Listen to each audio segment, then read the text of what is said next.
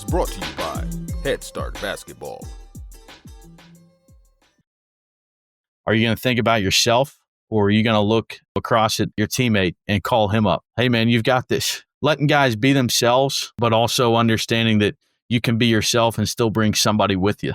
Still be there and support others and lead, not just leading from the front, leading from the back, but leading from the side as well, being alongside them for the good times, the bad times, and everything in between. It boils down to letting guys be themselves and challenging them to continue to encourage the people that they're with on a daily basis to do their best. Chris Richardson is entering his sixth season as the men's basketball head coach at Wheeling University in the 2025-26 season. During Chris's career, he has been a part of 5 20-win seasons, 2 conference championships, 3 NCAA tournament appearances, and 1 conference tournament championship. Richardson has coached 22 all-conference players and 3 All-Americans. He previously spent 6 seasons as an assistant coach at Central Missouri, 2 seasons as an assistant at Delta State, and 1 season as an assistant at both Fairmont State and the University of Charleston. Richardson got his first coaching job at Arkansas Tech University in 2009. He began his career as an intern with the Memphis Grizzlies, where he worked for General Manager Chris Wallace. This October, our friends at Dr. Dish Basketball are giving away 1 Dr. Dish CT Plus to a school or facility and 1 Dr. Dish Home to a home user. Enter to win at info.drdishbasketball.com/sweepstakes for a chance to win your own Dr. Dish shooting machine. Entries close October 10th at 11:59 a.m. No purchase necessary. You can also follow their incredible content at Dr. Dish B-Ball on Twitter, Instagram, Facebook, and YouTube. Mention the Hoopheads podcast and save an extra $300 on the Dr. Dish Rebel, All-Star, and CT models. Those are some great deals, Hoopheads. Get your Dr. Dish shooting machine today. Hi, this is Michael Rainiak, a.k.a. Coach Reg, GM, head coach of We Are D3, and you're listening to the #1 podcast out there for true hoopers, the Hoopheads Podcast. Coaches, you've got a game plan for your team, but do you have one for your money? That's where Wealth for Coaches comes in. Each week, we'll deliver simple, no-fluff financial tips made just for coaches. Whether you're getting paid for camps, training sessions, or a full season, Wealth for Coaches helps you track it, save it, and grow it. It's time to stop guessing and start building. Subscribe now at wealthforcoaches.beehive.com/subscribe and follow us on Twitter at Wealth for Coaches for daily money wins.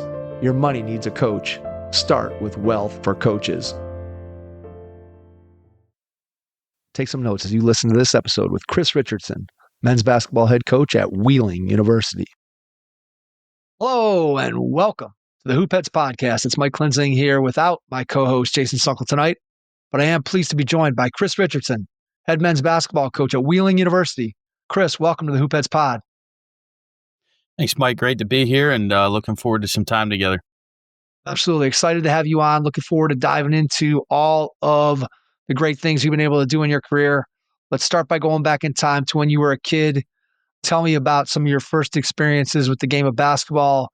What made you fall in love with it at an early age?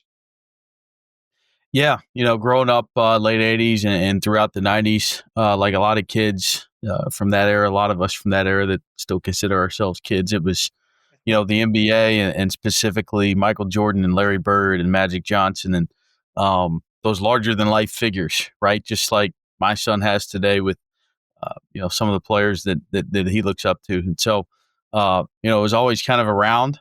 And my dad helped coach a little team at the church that I grew up in. And so I would tag along to that, even though most of the kids were older than me. And then it was just, something that we did. We went to the gym on Saturday mornings and we worked on ball handling and passing and we got better. And, when I was old enough to play on the team, I played on the team and just kind of never left. Got in the gym probably 4 or 5 years old and never left. And so something I've always loved. The playing part of it was very abbreviated for me. But being able to be around the game, for my entire life and in some facet, even not being a good player, just finding a way to stay around the game has been more rewarding than I would have ever thought, as a little kid being there in the gym for the first time.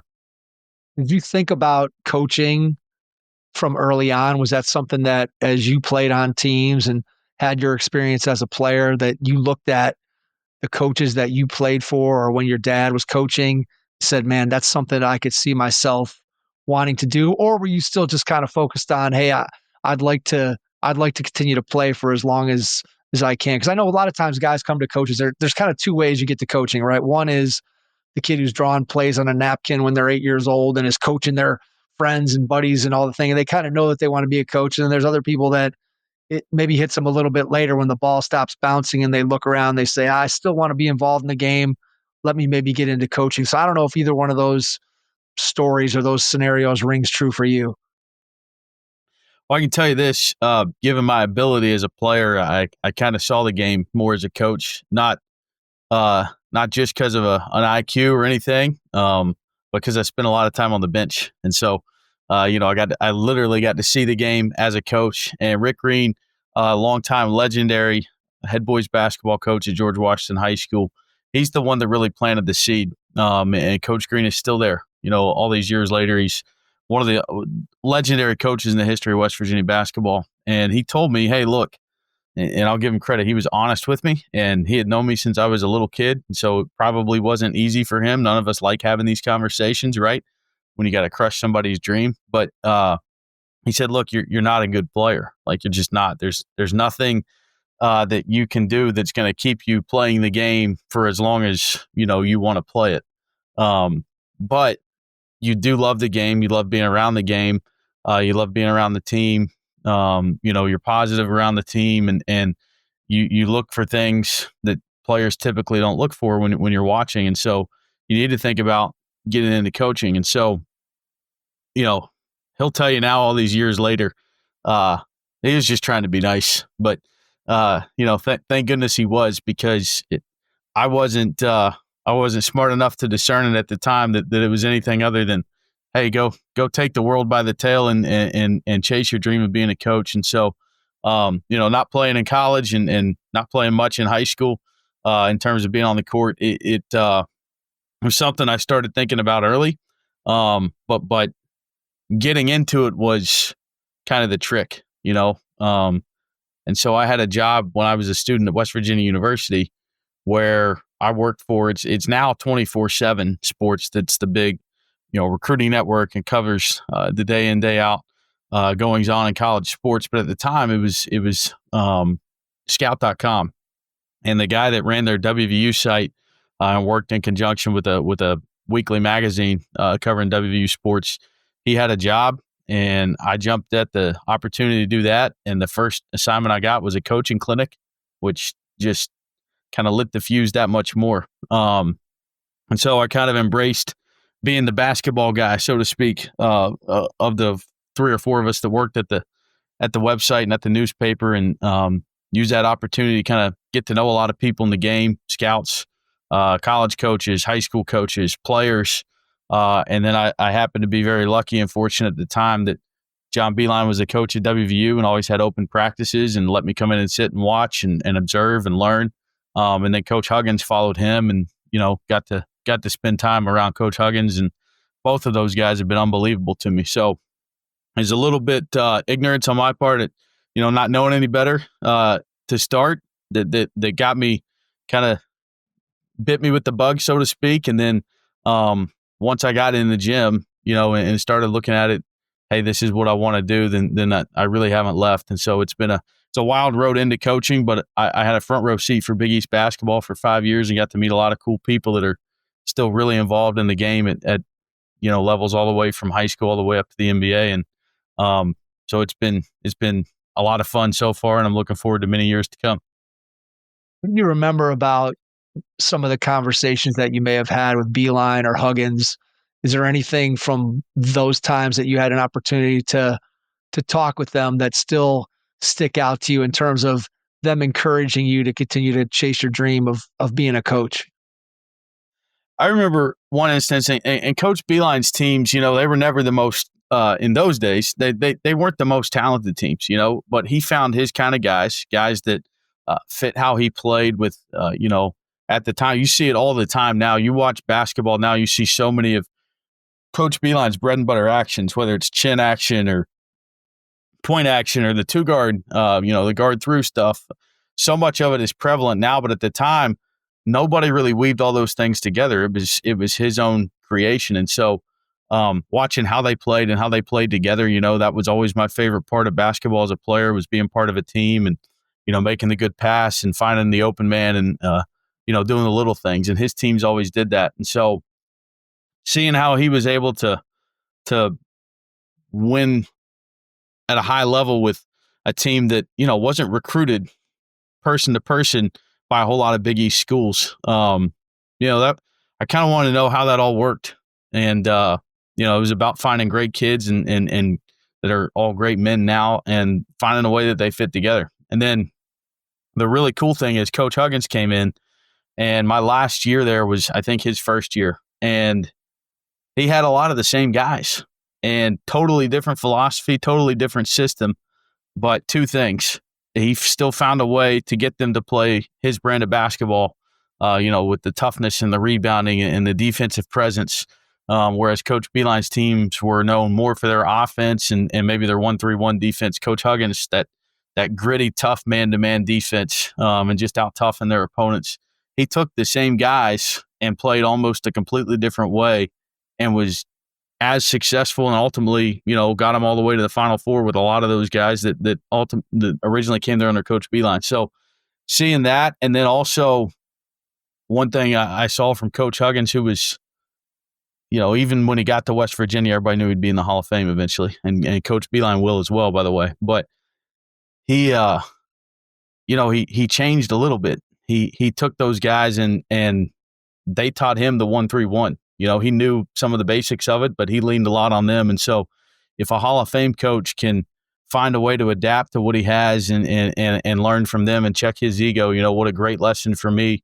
When they'd go into the 1-3-1, like, wow, I mean, he's willing to do whatever it takes to win, whatever his guys, are good at and whatever he can do to find an edge on the court. And so a lot of lessons sitting there courtside and some places, such as Madison Square Garden rafter, up in the rafters, watching those guys coach a lot of games, as well as, so many great coaches in the Big East in those days.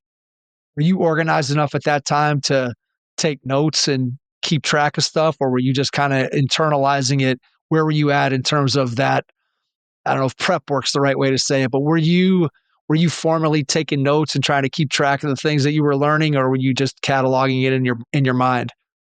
Yeah, well, one of my big areas of study in college was communication. And so that was naturally kind of what I looked at, is how they communicated and how they got through to guys. I remember Coach Beilein's teams were always known for their shooting, and they really took advantage of the 3-point shot before everybody did. People talk a lot about that with Rick Pitino, and he certainly was the first to do that with his Providence teams. But Coach Beilein's team shot a ton of threes, and there was one guy in particular that wasn't a great shooter.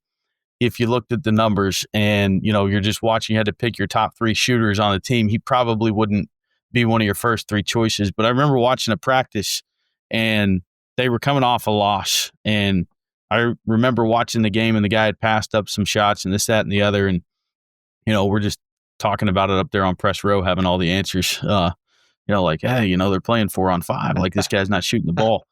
So 2 days later in practice, he was open, and the guy didn't swing it to him, and Coach Beilein stopped it immediately. And he pointed at him. He goes, hey, he's a damn good shooter. He can knock that shot down, pass him the ball. He's open. He's going to make it. And the next time that he was open, they passed it to him, and he made it. And watching him the rest of his career, he made some timely shots. He wasn't, a knockdown shooter like Kevin Pittsnoggle or Mike Gansey, but he made some timely shots. And so just finding a way for him to pour confidence into a guy that maybe was lacking a little bit, that was one instance that really stood out. Kind of amazing when, again, you think about just the lessons that you're able to learn from 2 guys and just being in that spot where you could learn from 2, as you said, eventual Hall of Fame coaches, to be able to internalize some of those lessons just in terms of how they dealt with their players, not only the X's and O's piece of it, but then just dealing with personalities. And as you just relayed in that story, being able to see something on the floor and then being able to relate it, right? And being able to teach it so that it translates to what the players understand, because the players don't get it and you don't have the way to communicate in an effective way. The best coaches are effective communicators, and for you to be able to see those two guys do that in a practice setting day in and day out, I'm sure extremely valuable. So as you're going through and your college career and you're getting towards the end of it, what are you thinking about in terms of career, and what does that first job search look like for you? Are you sold on, hey, I want to get into coaching? I know you end up going and work for the Grizzlies with Chris Wallace, but just talk a little bit about that first job search when you graduate. Yeah, I didn't know, man. It was how do you eat an elephant, right? One bite at a time. I didn't even know where to begin, and so I did. I got lucky. Chris Wallace, who's a West Virginia native, he was in Morgantown, and he and I had gotten to know each other because he kept tabs on WVU, and I had used him to kind of bounce some things off of when I was doing a story on the NBA draft one year, and he came to Morgantown to scout a game. It was WVU and UCLA, and it was, I believe, Coach Beilein's last year. And he, there's a bunch of future pros in that game.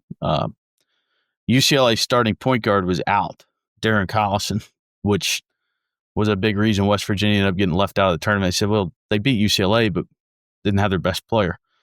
The guy that backed him up, though, was Russell Westbrook. So, history's been a little kinder to that team that ultimately ended up winning the NIT for WVU. But so Chris was there to scout the game, and there's pros everywhere. And he looks at my boss before the game and says, hey, you want to go to dinner tonight? And my boss says, I really can. I got, family commitments, and I got work to do. He's like, but Chris is a broke college student. He'll go with you. He'll take a free meal anywhere, believe me. So I got in the car and drove down about 20 minutes from the Coliseum after the game. And I was on the way there. Just kind of had one of those moments where you're like, oh, you got a real opportunity here, right? Like, you're going to dinner with an NBA general manager of the Boston Celtics, and you want to coach. So the worst thing he can do is tell you no and make you pay for your own meal, right? So I ordered the cheapest thing on the menu just to have my bases covered. And when I got done, and we're still sitting there talking about the game, and I said, look, I appreciate you, bringing me to dinner, and been great getting to know you. And I know you know me in this reporting role, but I really want to get into basketball. Like, I don't want to be a reporter. This is just a way to kind of make some ends meet and help me pay for some school and pay my rent and all that. And I want to get into coaching or scouting, or, I want to be in the gym, and I don't want to do it with a notebook. And so any help you could give me, you could tell me no, but I'd never forgive myself if I didn't at least ask. And he didn't bat an eye. He was like, yeah, I'll help you. Absolutely. That'd be great.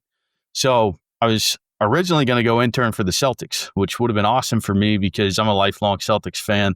My uncle lives, 10, 15 minutes from the facility.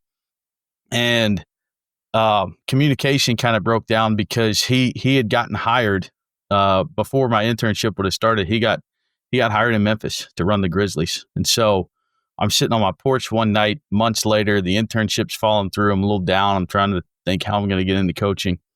And he calls, or I get a call from a Memphis number. My roommate comes out. He's like, hey, you're going to want to take this one. And so he said, hey, look, things kind of fell through. Sorry about that, but why don't you come down to Memphis, soon as you can in the spring. And, you can stay with our family, and, we got plenty of space. Don't worry about, looking for a meal or anything like that. Like, we'll take care of you, and you can see if this is really something you want to do. So packed up the car, in the spring, and got down there, and it was unique because they were at the very beginning of a long and difficult rebuild that most of the people there, quite frankly, in the city and around the NBA, never believed in. They just traded Pau Gasol. I think we all remember, anyone who followed the NBA in 2008 remembers how that was received. While I'm down there, the Lakers are playing in the finals against the Celtics. So that all kind of got rehashed, in a very public forum. And, he was taking a lot of shots from national media and other coaches around the NBA and all that. And he didn't blink. He's like, look, our payoff is down the road.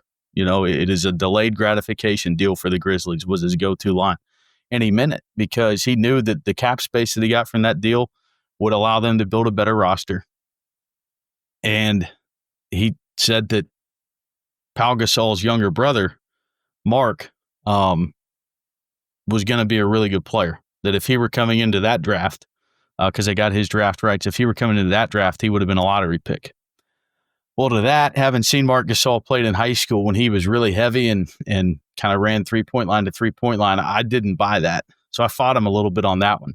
So him being the boss, he sent me to the film room one day before we went home, picked up a few DVDs of Marc Gasol and just watched him dominate these pro men in Spain, these older pro, really good league over there in the ACB, one of the best in the world outside of the NBA. And so at that point, I saw that, number one, you got to have a plan. And number two, you got to understand calculated risks and being patient to seeing that plan through and not panicking when other people don't believe in it. Understand, what your long-term vision is and how you get there. And so as much as I learned in Memphis, as many cool people as I got to be around and meet and be around NBA coaches and players, the biggest thing that I learned from Chris Wallace was the importance of having a vision and having the patience to see that vision through, which has helped me a ton throughout my career, but especially while I've been here at Wheeling. Sure, as a head coach, right? That's one of the things that it's been a theme that's run through a lot of interviews that we've had on the podcast, Chris, in terms of coaches saying you have to have your vision of what you want your program to be. And there's always going to be outside influences, right? There's always going to be voices that are trying to bend your ear, that are trying to tell you, hey, you should do this or you should do that, or people are going to be critical. And ultimately, what I've had tons of head coaches tell me is you've got to make the decision that you feel is the best decision for your team, for your program, for you as a head coach. And I go back to, I think it was probably my maybe third or fourth interview with Sean O'Toole, who was a longtime high school coach here in the Cleveland area. He coached at Euclid, coached at St. Ignatius, and then now he's the athletic director at Gilmore Academy. And I remember, to go along with this point, what he said to me was, he goes, everybody always has their opinion. He goes, but what I always try to do is make a decision that when I put my head down on the pillow at night, I know that I made the best decision for my program based on the truth as I know it to be and what I feel comfortable with. And I think that's a great lesson that any head coach is going to benefit from, but especially as a young guy, it's sometimes hard not to listen to those outside influences, those outside voices. And it sounds like you were able to get that pretty early on in your career, that you were able to take that lesson and internalize it. And as you said, I'm sure that it served you well throughout your entire coaching career, because if you can make decisions based on what you believe to be true and what you know is the best for your program and not listen to those outside sources, you're going to be much better off, because you can never make everybody happy, right, Chris? I mean, if you're doing a good job coaching, there's always going to be somebody that's unhappy because you can't give everybody what they want. Yeah, 100%. It's the quote. I don't remember which coach said it, but I say it to our campus priest all the time. They want to make everybody happy. Don't go into coaching. Go sell ice cream. And so, right. It's so true. And you can't. You gotta be firm enough and strong enough in your beliefs, not just in your philosophy, but why you do it, how you do it, and who you're doing it with. That those outside influences, they don't become influences. It's outside noise. Was that NBA world one that when you were in it felt like it would be something that would be attractive that you might want to continue? Or did you always have a dream of coaching college basketball? Or was it a matter of just figuring out, hey, what's the next opportunity? Because clearly, once you get into that NBA landscape, there's a lot of perks that go with that. And there's a lot of long hours and a lot of hard work that go into it too. But obviously in the NBA, you're at the very upper echelon of basketball. And there's a lot of people that want to get into that particular career track. So just what was your mindset as you're there with the Grizzlies? What were you thinking about in terms of what's my next step? That was another lesson that I got from Chris is, and he would tell this to young players when they would come in to work out before the draft, or free agents, or some of their guys who were in the early stages of their career at the time. And his go-to phrase was, "Let your career come to you." Let your career come to you. And I really took that to heart with, it's so easy in this profession to get caught up chasing the next job, chasing, all the fancy bells and whistles. Comparison is the thief of joy, right? Teddy Roosevelt, comparing what you have or what you don't have to somebody else. But those aren't any of the reasons that any of us that are in this for the long haul get into coaching and get into service and leadership. It's about being there with the people that you're around every day for as long as you can be around them, and helping them get better, so that 10 years when they're done, 10 years past when they play for you, they come back and they can share with you maybe something that they didn't understand at the time, but that made a lot of sense down the road. And I will always go back to what I heard Billy Donovan say at a clinic is the worst mistake, worst feeling you can have as a coach is a player come back 10 years later and say, why did you let me slide with this? Why didn't you hold me accountable to this?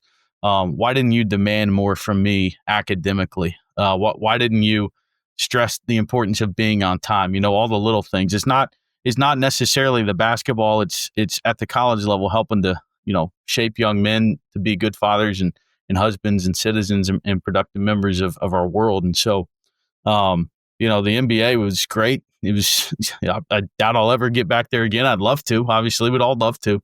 But what was cool was seeing how important at that level, even though it was big and a lot of lights and glitz and glamour, still came down to relationships. It came down to getting to know and build trust with the people around you. And in my very short time in Memphis, I saw that. And, I've been fortunate enough to be a part of that everywhere I've been at the Division II level in the past 18 years as well. It is amazing that when you think about what's important as a coach, what's important in building culture, what's important as developing players, but more importantly, people, I think you're 100% right in that it crosses levels, and the things that are important in all those areas in the NBA are the same thing that are important if you're coaching a freshman high school basketball team. And obviously there's different levels of basketball skill, and not every situation is completely identical, but the core principles of what it takes to build a great culture and build a great team and develop players, both as basketball athletes, but also as people. I think some of those things clearly are universal despite the different levels of basketball skill, whether we're talking about the NBA, whether you're talking about college basketball, whether you're talking about high school. There are just some guiding principles that I think all coaches fall back upon when it comes to relationships, right? And getting to know your players and pouring into them and buying into them, again, not just as basketball players, but as people. And when you have that two-way street of a relationship, it allows you then to coach your team in such a way that you can get the maximum out of them as individuals, and then hopefully get the maximum out of those individuals, putting them together collectively to have success with your team. So you take those lessons that you learned in that first opportunity with Chris Wallace, and you get your first coaching job at Arkansas Tech. Tell me how that happens. Was it a connection? Was it a search that you're just sending out 250 emails to schools? What was your process for finding that job? So I was so far down the rung in my first coaching stop along the way that there's not much record of it. Before I went to Arkansas Tech, I was at Fairmont State for a year as a volunteer. And that I was finishing up one class at WVU, keeping my job, there with the Blue and Gold News, and then volunteering down there, whether it was doing laundry. There's a couple games our work study guy didn't show up, and so I had to learn how to run the camera on the fly, which is a fun experience. When you think about they can get fined if you screw up. No pressure there, Chris. Yeah, exactly. Hey, make sure you get the game. Like, we get fined if we don't post it. It's $500, and I'm like, I don't have $500. So, so Tim Murphy had grown up in Buchanan, and Coach Murphy was the coach at Fairmont for many years. was an All-American player there. And he had grown up in Buchanan with Chris Wallace. And so, that was kind of a little connection and then I knew a couple of football players there that went in and put a good word for. I was just trying to hit from every angle. And, as I was trying to get my footing as a coach somewhere, I reached out to only the handful of people I knew. Coach Huggins was always willing to help and meet and talk. And then Jason G was the coach at the University of Charleston when I was a kid. And, he's been all over college basketball, the head coach and assistant coach, and, just a great man who's been a great influence on my life. And he told me, check with the small schools that you can drive to within, an hour, 2 hours of wherever you live in Morgantown. Check with all the small schools because they need help. And he was right. And so Fairmont State emailed me back, met with Coach Murphy, helped them out, and I was going to probably either go back there or my guy, Rob Fulford, was getting Huntington Prep off the ground. Rob's now an assistant at Marshall. And so there was an opportunity there. And so I didn't really know what was going to happen. And there's a great guy that lives in Morgantown named Frank Oliverio, who I think he's a lawyer by trade, works in business as well. And known Frank for a long time. And he used to work at WVU. And he grew up with Mark Downey, who was the coach at the time and is now back in his second stint at Arkansas Tech. So he reached out to me. He said, "Hey, I got a buddy, just want to connect you. I know you're trying to meet people." And called Coach Downey and just not even really about a job, just more about trying to make some connections and hit it off right away. It was like having, my long lost big brother. And he offered me the opportunity to come down there and work camp. Again, I stayed at his house for that week. I felt like Dupree, that movie. I just traveling the country, staying at people's houses, America's guest. Figured at some point I'd have to get my own place to live if I was going to stay in coaching, but stay with him and worked his camp. And then he said, "Hey, why don't you come down here and volunteer?"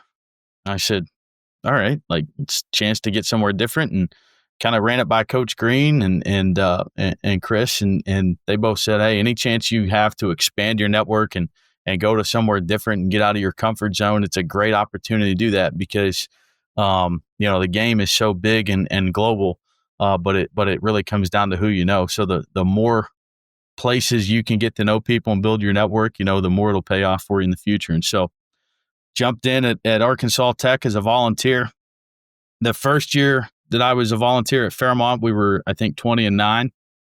That year at Arkansas Tech, we were 30-2. So after 2 years of volunteering, I'm like, man, this is easy, Right, we're 20 wins, 30 wins. Yeah, why don't sure. we keep do this? You know what I mean? This is easy. I should have been doing this a long time ago. So yeah, getting connected with Coach Downey, who's still one of my dearest friends and just a great mentor in my life in so many areas. I'm a true believer that there's no accidents, that God puts you where you're supposed to be. And every stop in my career has been because of that. And Arkansas Tech was one of those experiences that I was only there 6-7 months, but made lifelong friends and was just around a special group of players that were so tightly knit, and just refused to settle for anything less than winning every night. And so it was a great experience. And like I said, limited in responsibilities in those early roles because, I was so green, but that human piece, right? The connection and the relationship piece, that was still very, very much a part of everything that happened in those programs. And I started to kind of figure out that's what was going to be the most important thing. And obviously, as a volunteer in these two roles, you're making no money. So you're not staying in coaching because, hey, I'm getting a lucrative contract every year. You're staying in coaching because you love it and you see that this is where you want to end up. What were the one or two things, if you think back to that time, what were the one or two things that you loved about coaching, even in those limited roles that you had? How did you know for sure you were like, hey, I know I'm in the right place. This is what I want to do for the rest of my life?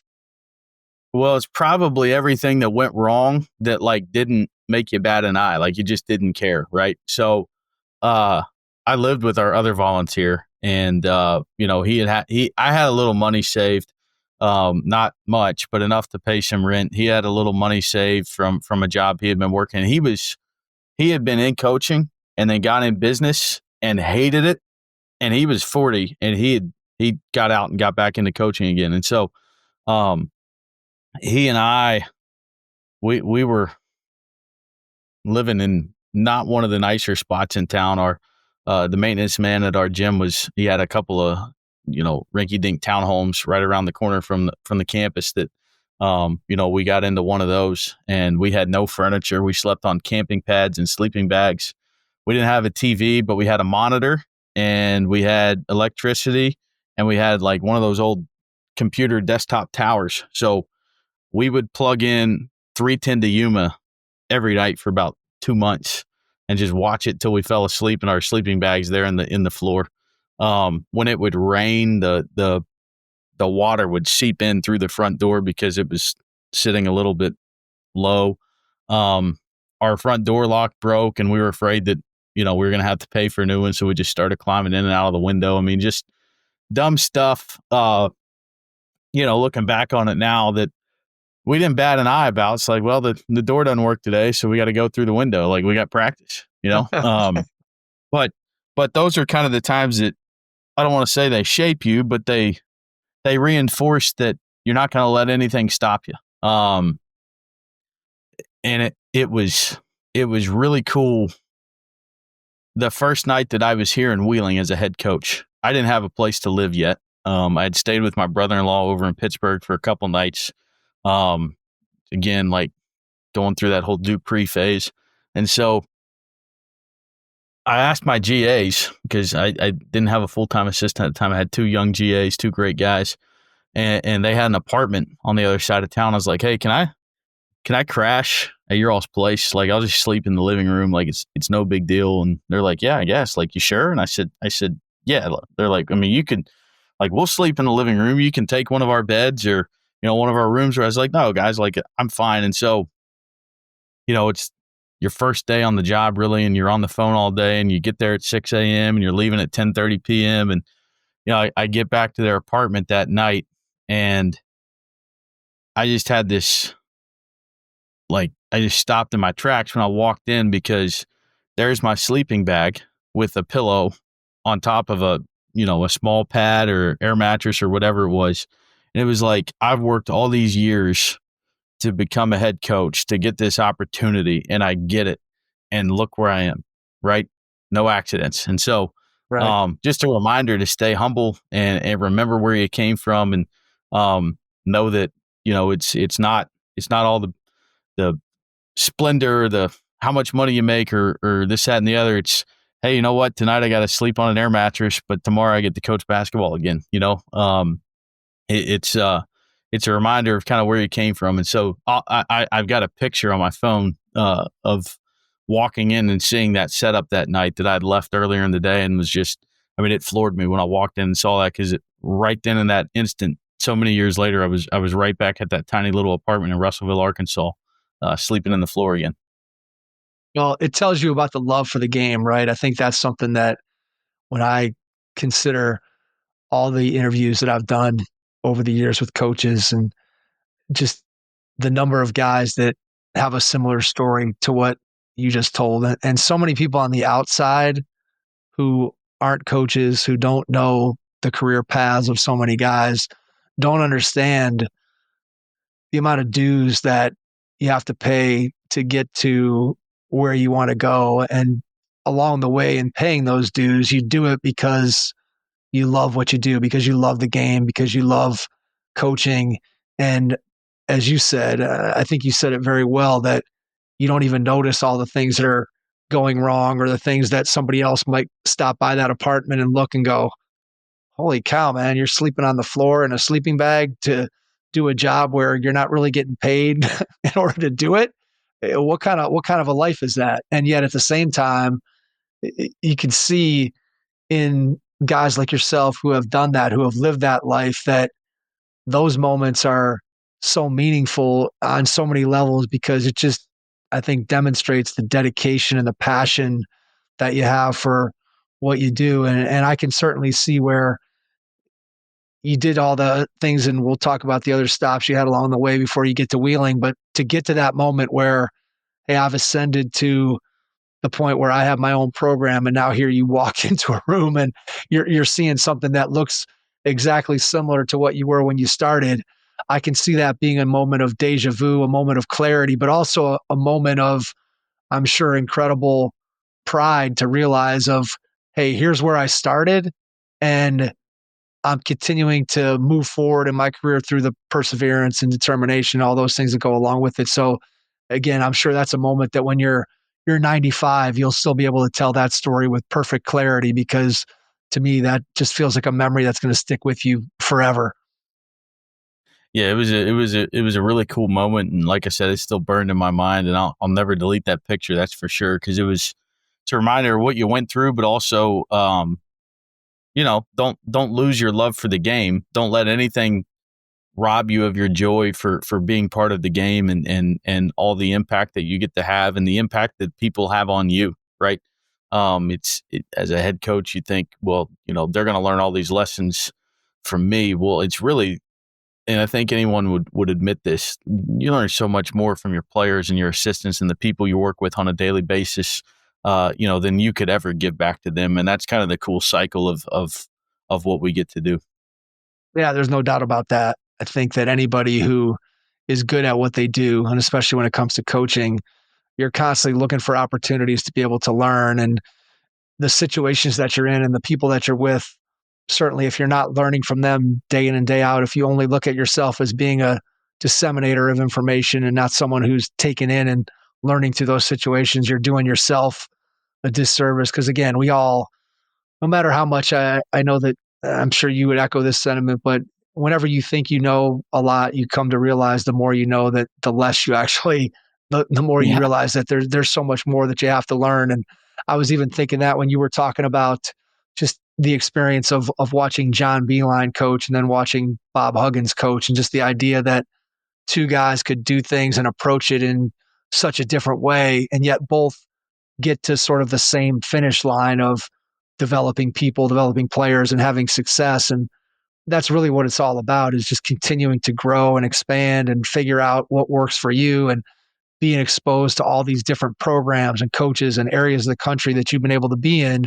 All those things are things that you're taking with you and incorporating into who you are as a coach, what you do, and eventually what you end up turning your program into at Wheeling, which we'll get to here in a minute. But your next two stops as an assistant, University of Charleston, and then back to Fairmont.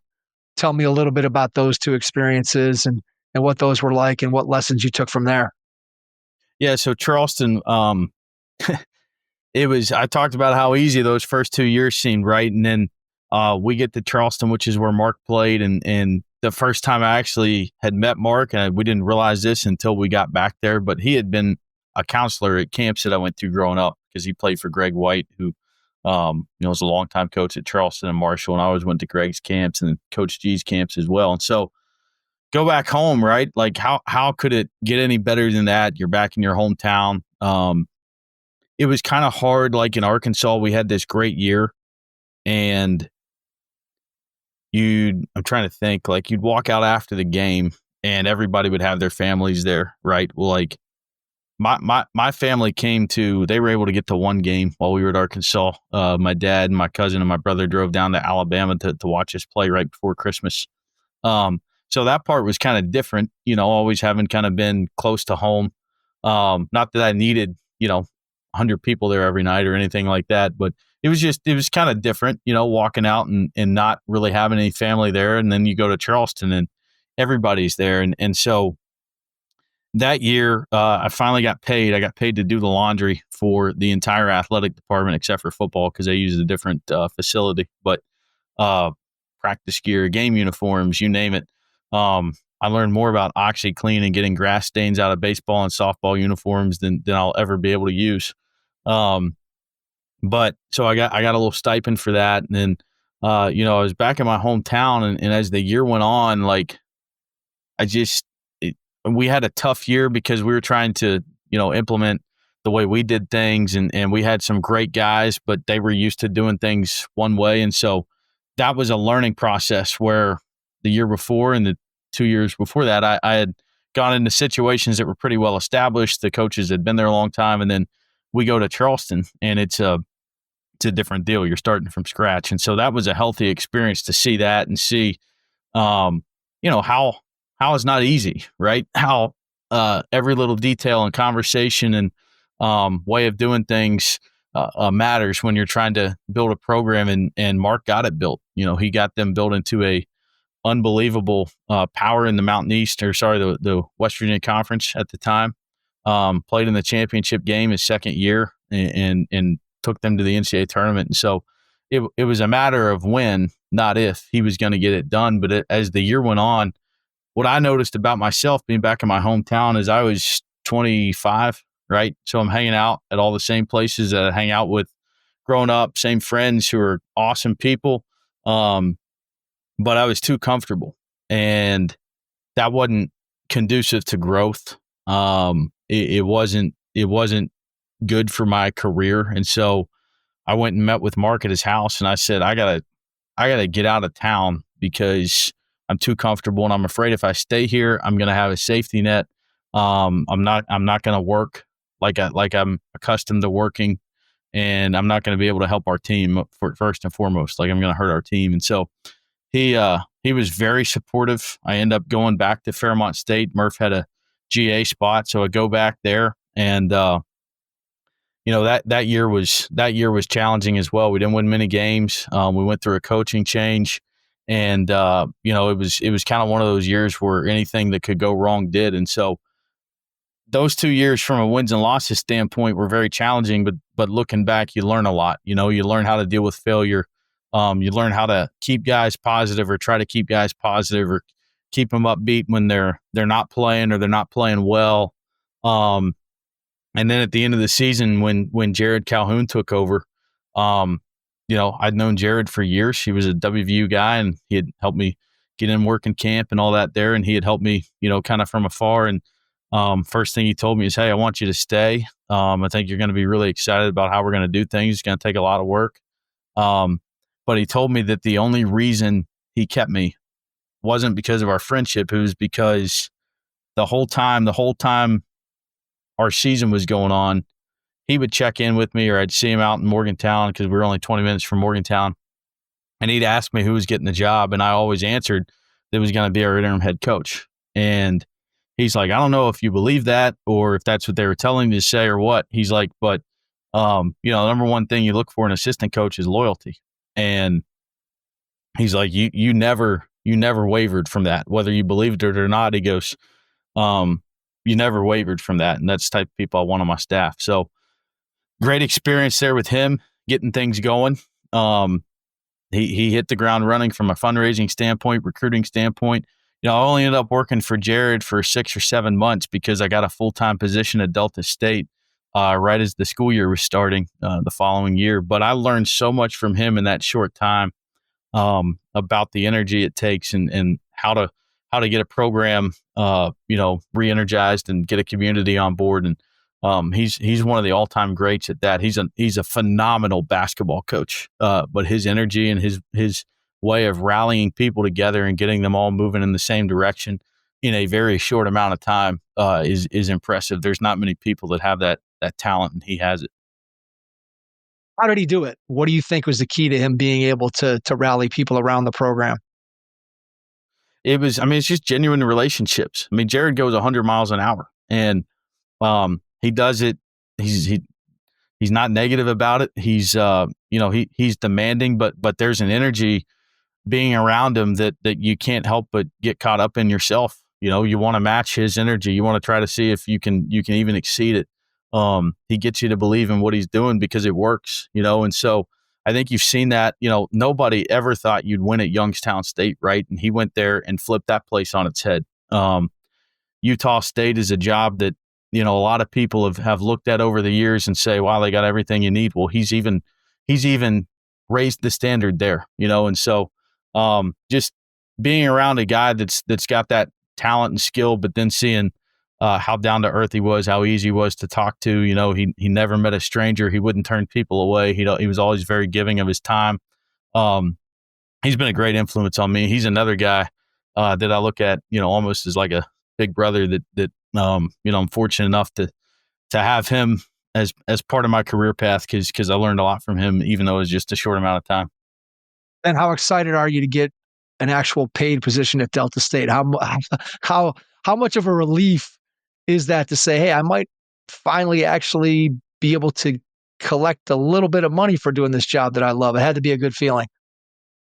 Yeah, it was good. It didn't change, kind of like what the expectations were every day. And again, going into a situation where new part of the country, not completely new because I got to spend a lot of time in Memphis, which I'd always kind of kept that as my recruiting area, wherever I'd been in by that point. But a job that was a complete rebuild. And then Coach Boone, who had been at West Virginia Wesleyan, such a great coach. He's won at every level he's been at. He's won at the Division II level, Division III, Division I level, and I know he's going to win at the NAI level at Missouri Valley. In a very short amount of time before he has them winning a lot of games. But just getting to work for him, and he made you think every day that whatever your responsibility was, right, that it was of paramount importance for the entire program to function, right? Whether that was making sure everything was set up for practice, making sure our class schedule was organized so that we knew where everybody was in class, so that nobody would miss, and we could double check to make sure they were there because we wanted to build that culture academically as well as basketball wise when we got there. He made you feel so important and valued from a responsibility standpoint that there's not a day that goes by that I don't use something that I learned from him, in terms of how a program operates and how important each and every detail is to a program. And so there 2 years, and it was, our first year we played competitively. We didn't have a winning record, but we had, some big wins, and I think people knew it was only a matter of time before we, we're a force in the conference, and that happened in year 2. We had core group back from our first year that had kind of laid the culture, laid the foundation, and then had some unbelievable impact players in Willie Reedus, who was a senior transfer, and Devin Schmidt, who was a freshman, who finished 1-2 and Player of the Year that year. I think Willie was 1 and Devin was 2, and so. In terms of building a program and knowing how to run a program day in and day out, working for Coach Boone was an incredible experience. When you think about that time, and obviously now you've been at this point in your career, you've been at a bunch of different stops, you've worked for a ton of different people, you've kind of got an idea of, hey, this is sort of where I'm at in my career. This is kind of the direction that I'm going. I asked you this question a little bit beforehand, but are you starting to compile a notebook, a Google Drive of all the things that you like, that you've been, the pieces of information that you're taking from each of the coaches that we've talked about to this point, and sort of compiling them into, hey, this is what Chris Richardson is going to be all about as a coach as you continue to move forward in your career? Is that something that you're starting to compile at this point? Yeah, you're starting to think about it. And Coach Boone would he would challenge you on that. Like, you have to have a philosophy as a coach. And if you're not spending time developing that, then you're not preparing for your opportunity to eventually be a head coach. And one of the first days I was down there, he said, I want coaches that want to be head coaches. And to be a head coach, you have to develop your philosophy. And so, he was very intentional about making sure that we were doing that, and that we were very thoughtful with, it's easy as an assistant coach, especially a young assistant, to sit in a staff meeting and throw out ideas and throw out. But Coach Boone was great about making you think about why you were presenting the idea. What was the substance? What was the context? How would it affect our team? And ultimately, was it what was best for our team? And so all those pieces you weave together, your philosophy isn't necessarily X's and O's. That's part of it, how you want to play. But how you want to play also, goes into how you want to practice, what type of people you want. What are the important things? What are the things that you can live with? And then what are your non-negotiables that we can't ever let happen. And so, it was great for developing my philosophy. And obviously I've taken pieces from his and Jared's and Mark Downey's and Coach Murphy's and, Doug Carlskin's and everybody I've worked with and for. There's different pieces, and then coaches that we've competed against as well, stuff that was difficult to stop or difficult to score against. You tend to dive in and look at that to find ways that, you can help your team. And so I hadn't spent a ton of time developing my philosophy before that, but that stop at Delta State for 2 years is where I really, really started to think about, okay, what did I want it to look like when I became a head coach? Stop Central Missouri. You spend 6 years there. What are the lessons that you took? Obviously, as you said, at this point, you're starting to crystallize kind of what you envision where you want to go. What are the lessons that you took from those 6 years that eventually are going to help you as you get to Wheeling? Yeah, the best thing about working at Central Missouri with Doug Carlskin and Nate Johnson and all the people that we were with in our time there is, he made you take ownership of certain areas of the program, right? And so there was 1 year that, hey, okay, you think this is what fits us offensively? Like, prepare it, teach it, and drive it home every day, right? And so having oversight of offense and finding solutions to problems. And, Nate was such a good coach as well, our other assistant, that, he would throw things at us in practice that, we had to figure out a way to solve. And then, later in my time there, okay, be oversight of our defensive philosophy as well. And so getting to kind of focus on one side of the ball and take ownership of that and really think about how you want to lay out the teaching and the structure and the adjustments and, where the pieces fit and all that.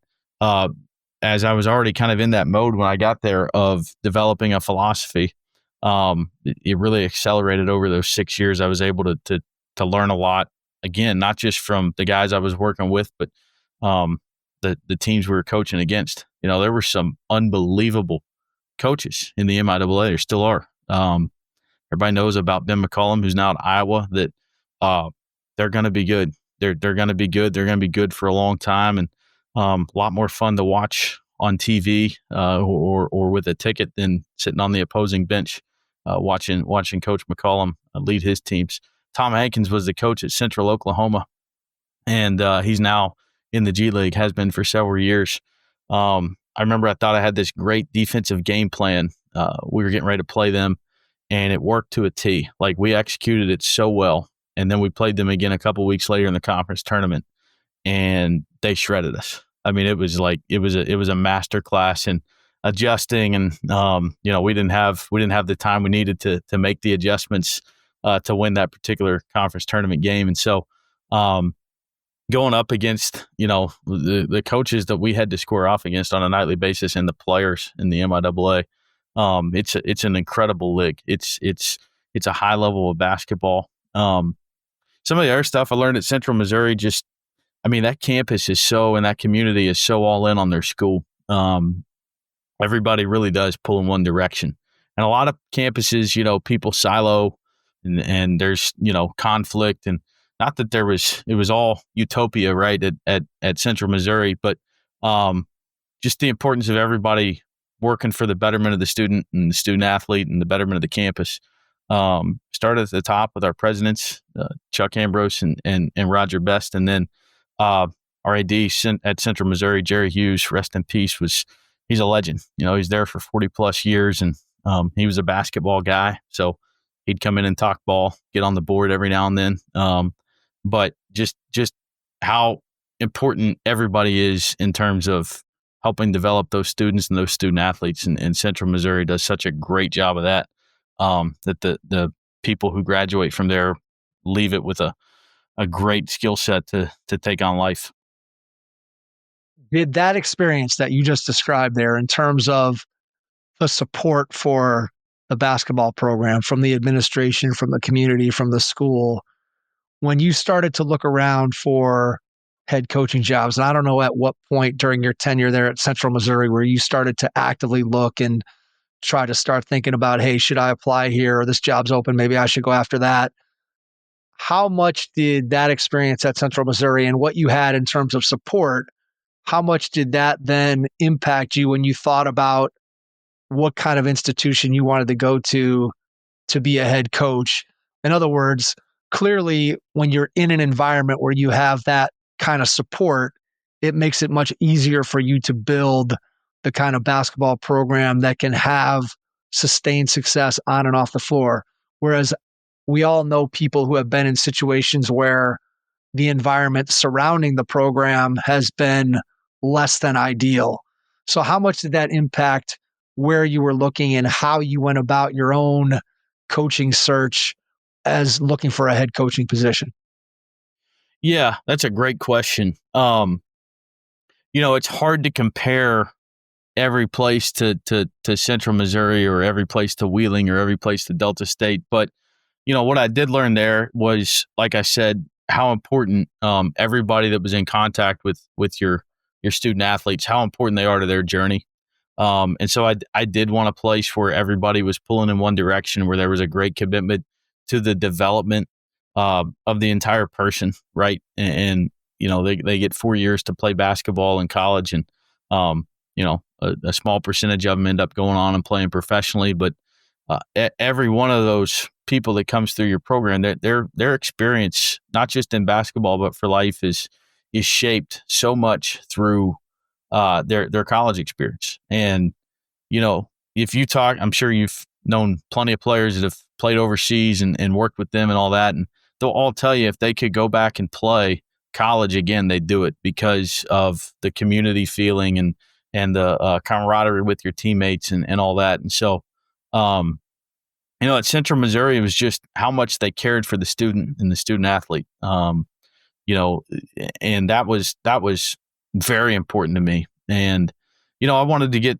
closer to home if I could. There were some other opportunities that came up through the years that didn't work out for one reason or the other. And I always took that stuff to Jerry Hughes as well, because he was so well versed in Division II, and he would give me advice on the pros and cons. And if you take it, you got to look at it like this. Here's some things you got to overcome, and if you don't, get right back to work and take what you've learned and help Doug and the Mules. And so, just the way that everybody pulled in one direction there for the betterment of the student, it was something that I really wanted, and I'm certainly lucky that I've hit the jackpot with that at Wheeling over the last 5+ years.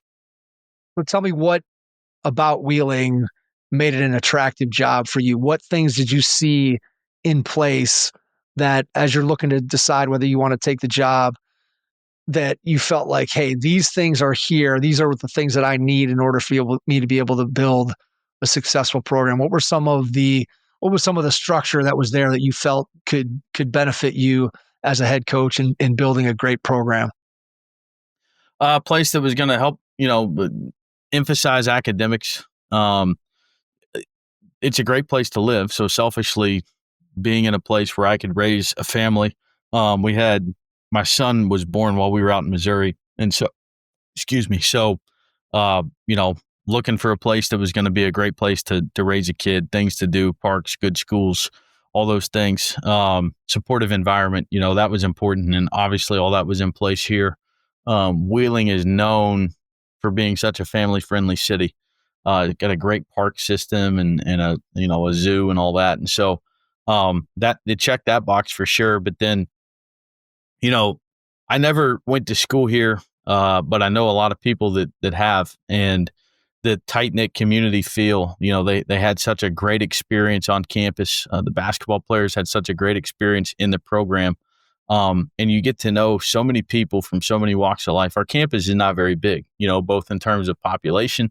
We're around 800 students, trending upward for the last 3 years, and we'll continue to do that. It's a really exciting time here. But then also the physical space is not very big. We're bordered on the backside by a creek and by a major interstate on one edge and a busy throughway on the other. And so, we're kind of nestled into this little neighborhood, and you get to know so many people from so many different cultures all over the world. international students, athletes from sports that I know none of the rules of rugby, but I know all our rugby players. You know what I mean? Yeah. And so just a place that feels like family. And Central Missouri is a massive school. There's 15,000 students there. And it felt like a family. Wheeling, is a fraction of that size, but it feels like a family and the people you're around every day. And so if it can feel like a family, to us as a family, then I know it can feel like a family to our players as well. And so if you've got that, if you got an environment where people are going to, care for you and hold you accountable and challenge you, but also help you grow and walk with you as you grow, then I think you got gold. And I really believe that we have that here. And, we've graduated every single player that's finished his eligibility here. We've won the NABC Academic Award for a couple years in a row now, and we're going to keep that going. And I think we've really done a good job of preparing, these young men that come through our program for what's next in life. And a lot of that is because of the commitment that our campus has to developing the whole person. And it's rooted in the Jesuit tradition. Life, leadership, service is the way of life at our place. And so being in a place that we put that on the flyers, right? But then you get here and you live it every day. You learn how to lead. You learn how to embrace every moment of life. And then you learn the importance of service and being there with and among others. And so it's a perfect place for me. It really is, because it aligns with so much of what I believe in as a man and as a human being, that I know that, we can continue to make an impact on our community, and our community will continue to make an impact on us, for a long time to come. When you think about that leadership piece, how do you develop those leaders on your team? How do you give kids space to develop their leadership qualities within your program? What are you doing to develop those leaders? I think you got to let them be themselves. What's best for the team still comes first. But we don't really try to keep anybody from showing their personality. Maybe sometimes, like some of these guys, like they're great guys. They just make you shake your head sometimes. But having them like something as simple as, okay, if you're not in a drill, coach the guy who subbed in for you. Tell him where he's at. Be there, support him. Right. You're in the weight room, you're doing that last plank, and it's hard. You've been in there.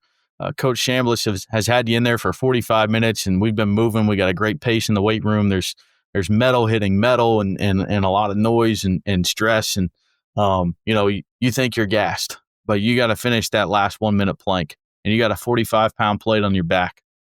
Are you going to think about yourself, or are you going to look, across it at your teammate and call him up? Hey man, you've got this, you've got this, Mike. Come on, keep holding, Mike. We're almost there.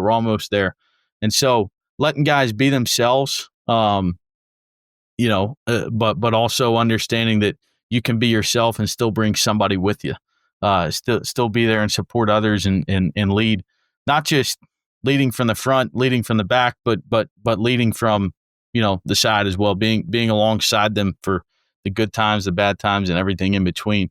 I think it boils down to letting guys be themselves and challenging them to continue to encourage the people that they're with on a daily basis to do their best.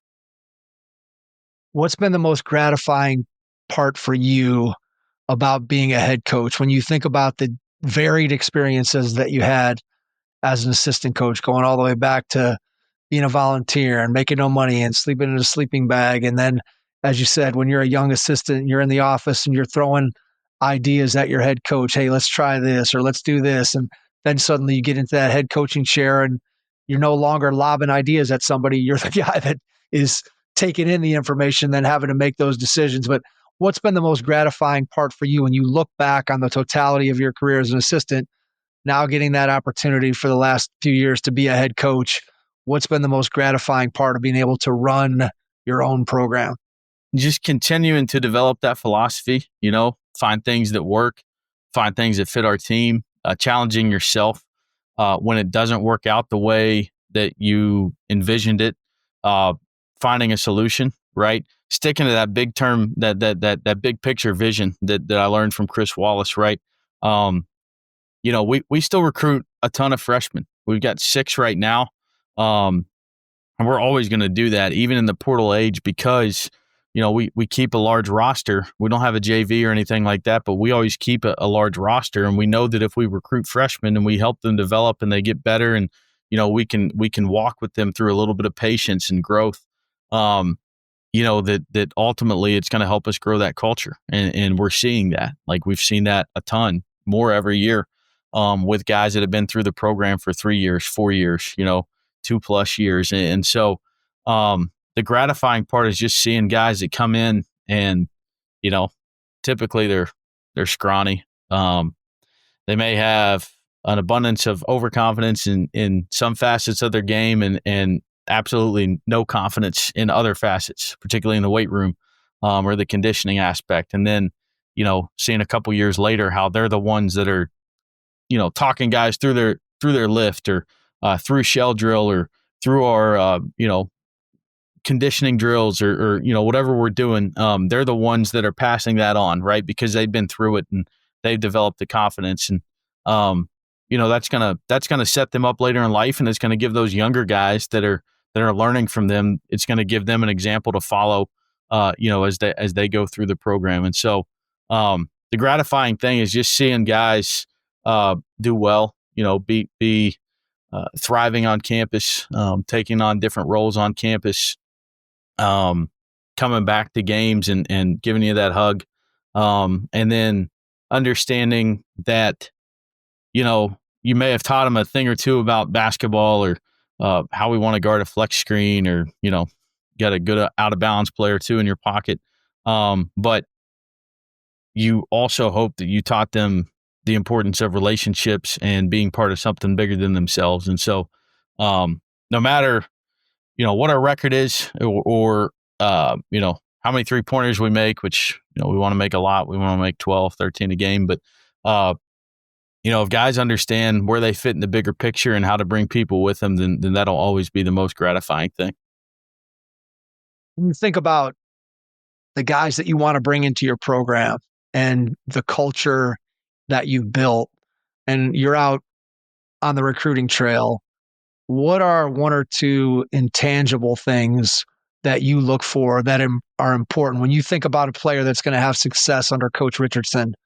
What are 1 or 2 intangibles that you think are keys to a kid being able to have success in your program that you look for while you're recruiting?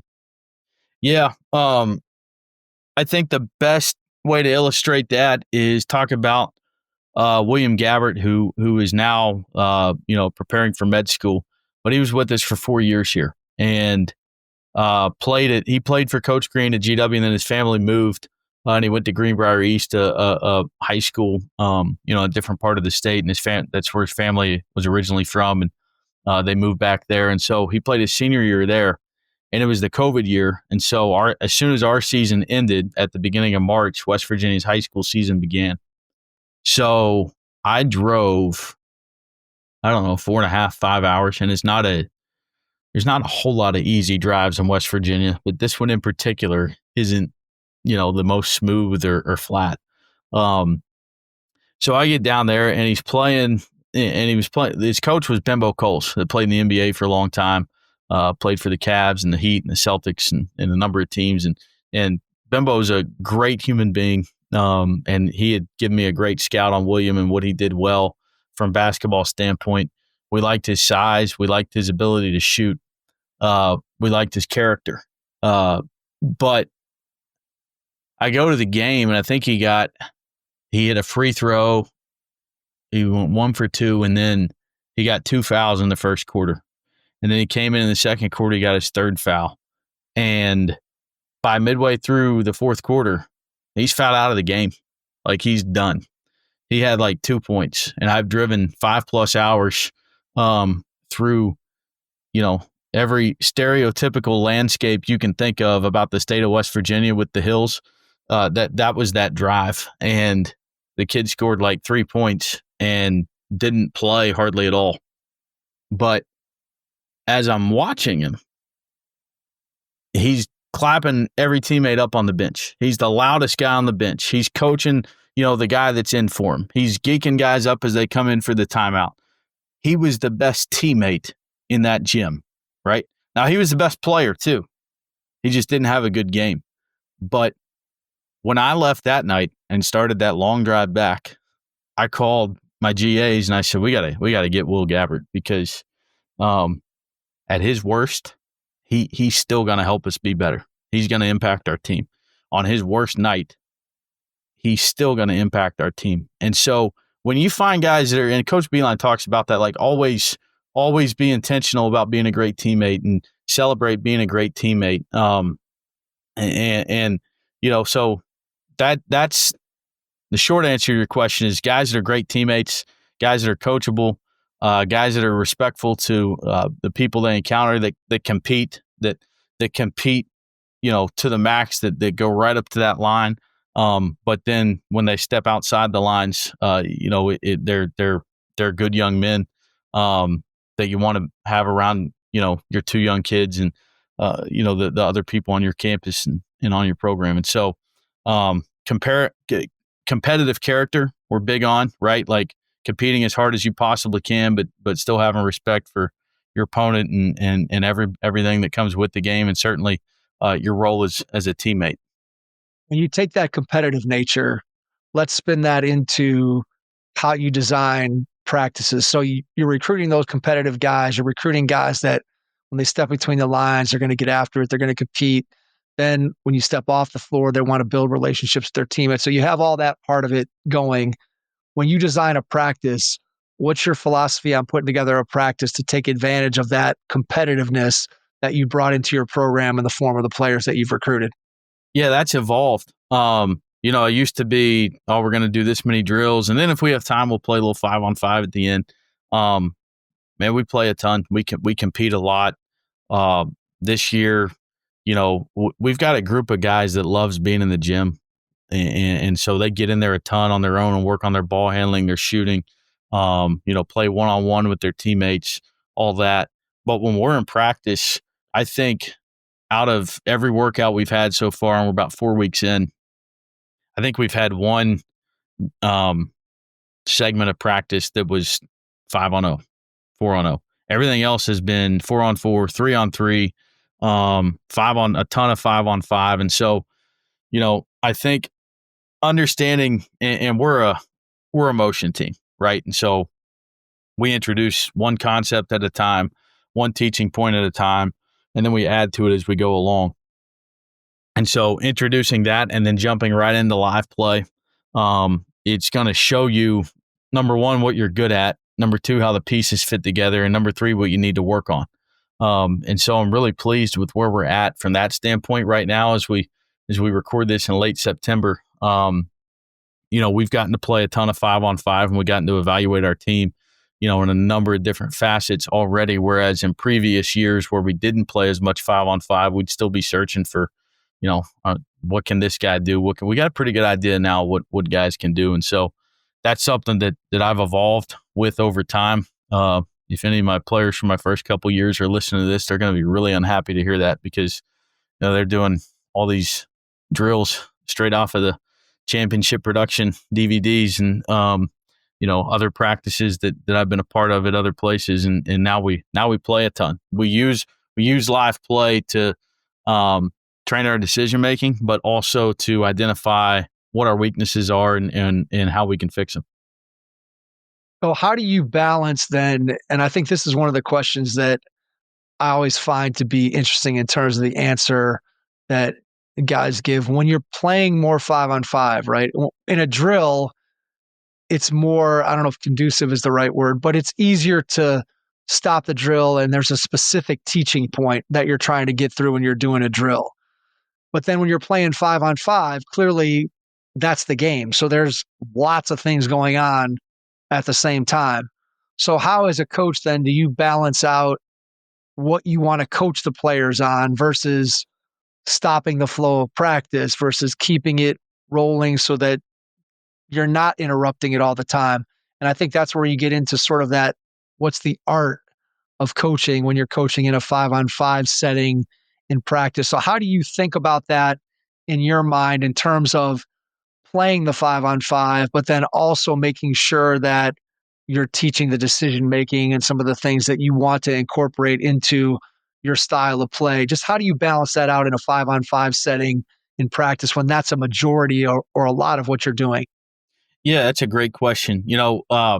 Number one is everybody has to have an accountability and an understanding that by playing more 5-on-5, we're not just rolling the ball out. Like, we're going to get better at how we play. And when that wanes or disappears, that's when you step in and you stop and you teach. And but what I really try to do is, okay, say there's something that fits within our motion from a cutting standpoint, and we have a perfect opportunity to do it, and we don't, then I will stop and I'll put everybody back in their spots, and I'll say, okay, what are we supposed to do here? And I'll point at a guy that's not even involved in the play, right? That's not involved in, like, if it's a ball screen, he's not involved in the screen. He's not a screener. He's not handling the ball. So what are you supposed to do? Okay, well, then do it, right? And so you catch them, for lack of a better term, you catch them making the mistake, and you try to correct it on the fly in a short 15 to 30 second burst, right? And then you resume. And then I think it's critical to drive home the importance of why you're doing what you do, to stop and do it when they do it the right way as well, right? Say the opposite of the situation I just described, right? Someone makes the cut and they may not get the ball, but they get somebody else an open three because they force someone to respect them at the rim. And we get an open shot, right? You got to stop and you got to celebrate that, whether the shot goes in or not. Hey, Mike, that was a hell of a cut, right? And because you cut, because you did your job, nobody in the stands is going to know it. Your dad's not going to, pat you on the back for this after the game, but you got him an open shot, right? You got a good shooter an open shot because you did your job, right? That's how we play. We have to play for the betterment of the team. And so finding moments to catch them, not just when they make a mistake, but when they execute the right way. And we talk about shots. Like, I heard Barry Bonds say this about hitting, and growing up in that era, man. Like, I loved watching Barry Bonds. He said, his battle was always against the pitcher, right? If he hit the ball to somebody else and they caught it, or they threw it to first and got him out, it's like the pitcher didn't get him out, the fielder did. But he won that one-on-one battle with the pitcher, right? So we look at offense. If we're getting the right shots, we got to understand that over the course of time, if we continue to take the right shots, we're going to make them. We can't get hung up on the result of each individual shot, right? If Mike, your shot right there, if that was the best shot we could get, if it's the shot that we want, the shot that you practice, we're living with it. And over time, we know if we continue to take that shot and avoid the bad ones, that we're going to come out ahead. And so looking at things like that, when you're playing 5-on-5, catching them doing things, and correcting them when they need correcting, but also reinforcing it when they do it the right way. I think it just helps it drive the point home even more that, how we're supposed to play. It's a really, really good point there, Chris. And it's one that I think coaches try to do as much as possible, right? When you're pointing out something that somebody does well, and you're focused on the process of what was supposed to happen and not necessarily the result. And I know that that's something, when I think about myself as a parent of a basketball player, and you're watching them play or you're studying video with them, and you'll see, like, hey, see how you cut right here? And because you cut through hard, the defender went with you, and then now your teammate gets a three. Well, nobody in the stands besides me notices that at all. You're not going to get any credit.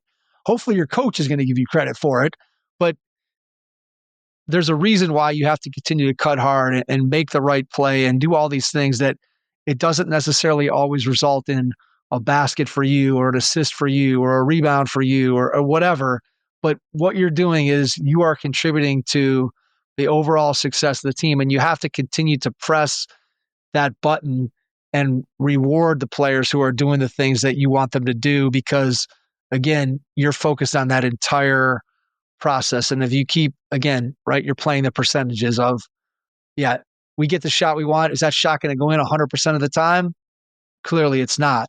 But if we get that shot and 97% of the time we run our offense, we get the shot that we want, we're going to end up having a lot of success. And all of getting to that point is making the right cut, making the right read, being in the right spot, all that stuff. And so I think you make a really good point, and I think it's one that for coaches that play and teach a lot out of the 5-on-5, I love how you said you have to strike a balance between stopping it when something doesn't happen and going over that and understanding, hey, here's what we should have done, and yet balancing that with, hey, we just executed this perfectly. And yeah, maybe we got a layup and we made it, or maybe we got a shot that we wanted and it didn't go in.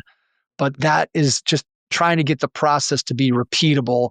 I think to me, that's really critical when it comes to training and teaching your team to make good decisions. Is you have to have a balance between pointing out the positive and pointing out the negative. And a lot of times this conversation comes up, Chris, when we're talking about film.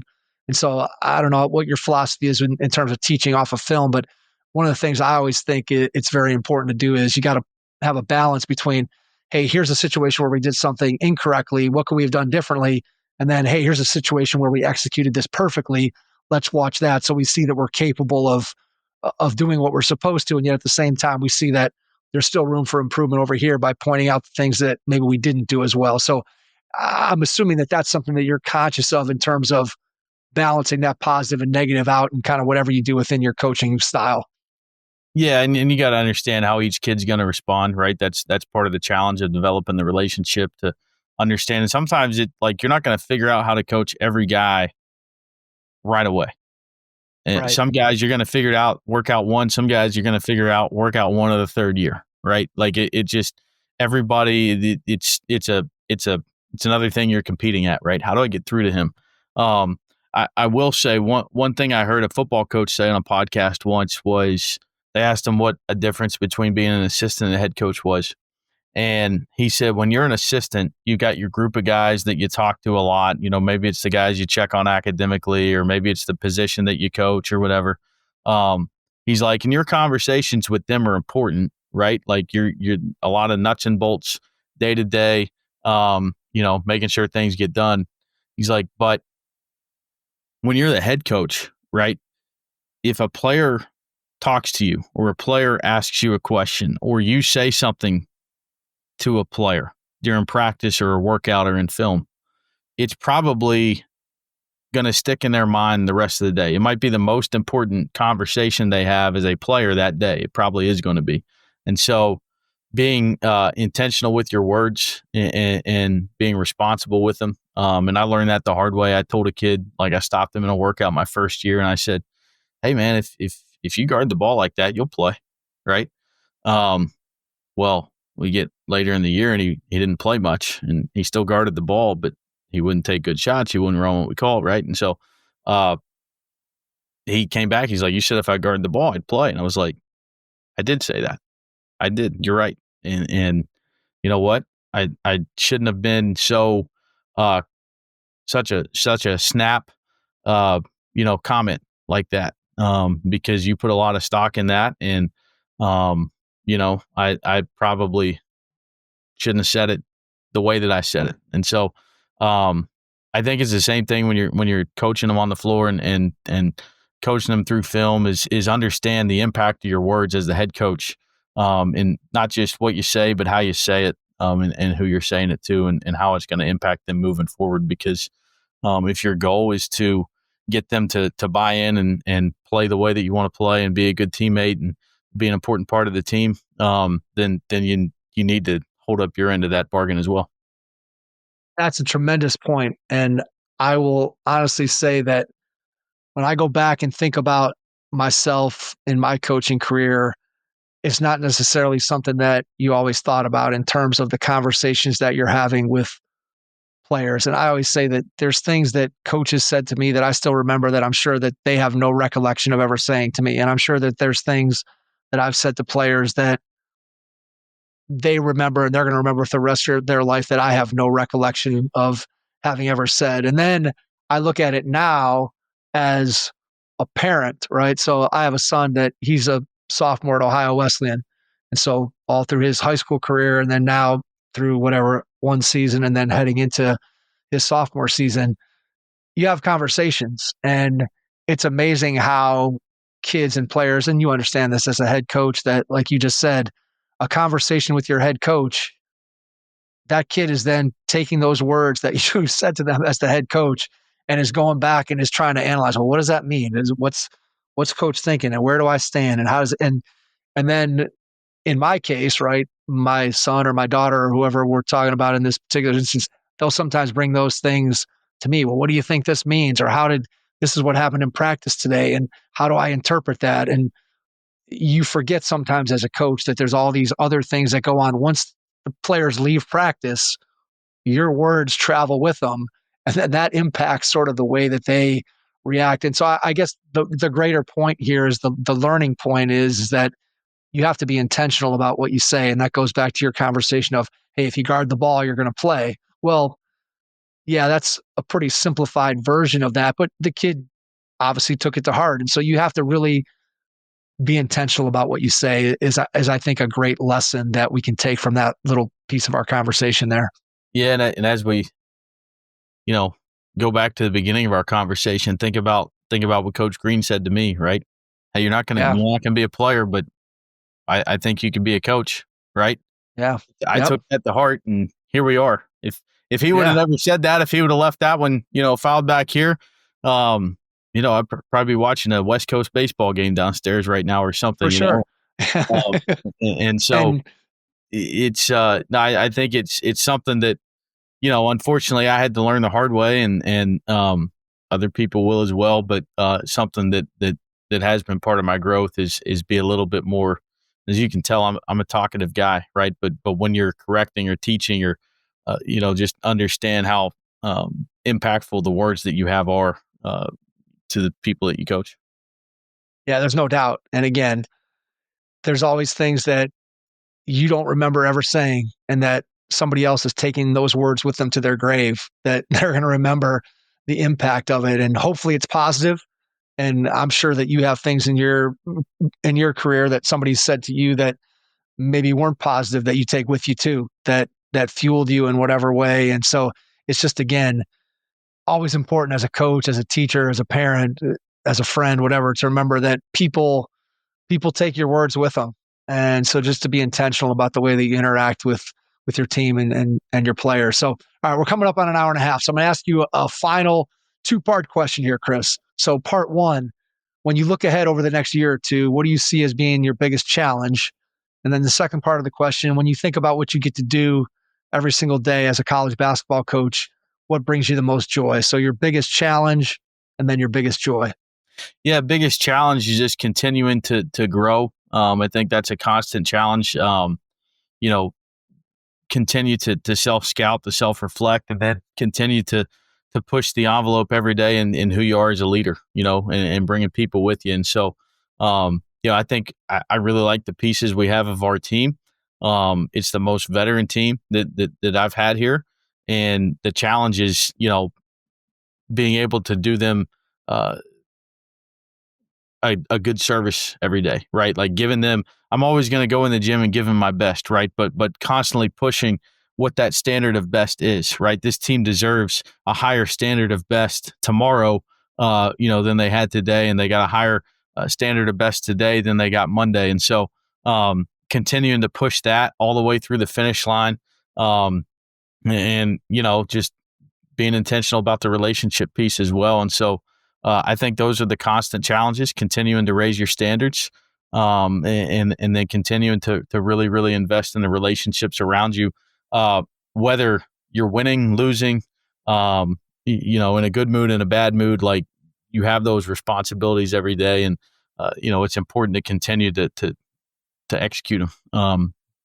As far as joy, it's the same thing. One part we didn't talk about in my early days is I loved coming home from school and going to the park and playing at the park and just playing the game, right? And I wasn't very good, but I loved being out there on the court. And going through stuff growing up, stuff that, you deal with and you go to the gym or you go to the park, and it's a way to kind of get away from all that. Right. Well, it's the same thing now as a coach, right? Jimmy V said it best, right? Other people go to the office. I get to go to the gym. I get to coach. And so, no matter what's going on, right? My kid's got a big homework assignment, or, my daughter threw one of her toys at me in the morning, or, whatever's going on outside of my life when I walk in that gym door, it doesn't matter, right? It's the greatest joy there is. It's the purest escape there is. It's a great way to cope, but it's also a great way to celebrate. It's a place you want to be on your best days, and a place that's always there for you on your worst days as well. And so, that's always been how the game has been for me. And I know there's a million people out there that feel the same way. And so that's never going to change. And the day it does is, the day that I probably don't do this anymore, but that's not going to happen for a really long time. There's nothing like the game of basketball in so many ways. And I always say, and I think you would echo this sentiment, that whatever little bit I can give back to the game through this podcast and through conversations like this, I can never even come close to giving the game what it's given me. When I look at my life and everything that my life has been about and who I am as a person, I feel like so much of that has come through the game of basketball. And so just to be able to interact with all the great people that I've been able to have on the podcast, and to be able to have conversations and to hear guys like yourself talk about how much the game means to you, and just, again, being out on the court, whether it's as a little kid, just firing the ball up at the basket when you're 4 feet tall and trying to get the ball up to a 10-foot rim, or now when you're the head coach at Wheeling University and you're getting to have an impact on your players. There's just nothing better than being able to use the game of basketball to have an impact on people. And to me, that's what it's all about. Before we wrap up, Chris, I want to give you a chance, share how people can get in touch with you, find out more about you and your program. So whether you want to share social media, email, website, whatever you feel comfortable with. And then after you do that, I'll jump back in and wrap things up. Yep. I'm pretty easy to get a hold of. If you email me at crichardson@wheeling.edu, and make sure you put the Hoophead podcast in the subject line. That way I'll be looking for it. There we go. All coaches are always welcome at practice. I'm always willing to talk on the phone as well. So if you email me, we can set up a phone call. I've got enough, random text messages. So just email me first, and then I'll give up my cell phone. But, anytime a coach wants to come to practice, more than welcome. Just let us know ahead of time so we can have a plan out for you, and, give you an idea of what time we'll be going and what we'll be doing that day. And, I think we all have a responsibility to continue, as you said, to grow the game and try to give a little bit back to the game that has given so much to us. And that's why we do it. And that's why we're going to do it for as long as we can. Absolutely. Well said, Chris. Cannot thank you enough for taking the time out of your schedule tonight to join us. Really appreciate it. And to everyone out there, thanks for listening. And we will catch you on our next episode. Thanks. Your first impression is everything when applying for a new coaching job. A professional coaching portfolio is the tool that highlights your coaching achievements and philosophies, and most of all, helps separate you and your abilities from the other applicants. The Coaching Portfolio Guide is an instructional, membership-based website that helps you develop a personalized portfolio. Each section of the Portfolio Guide provides detailed instructions on how to organize your portfolio in a professional manner. The guide also provides sample documents for each section of your portfolio that you can copy, modify, and add to your personal portfolio. As a Hoopheads Pod listener, you can get your Coaching Portfolio Guide for just $25. Visit coachingportfolioguide.com/hoopheads to learn more.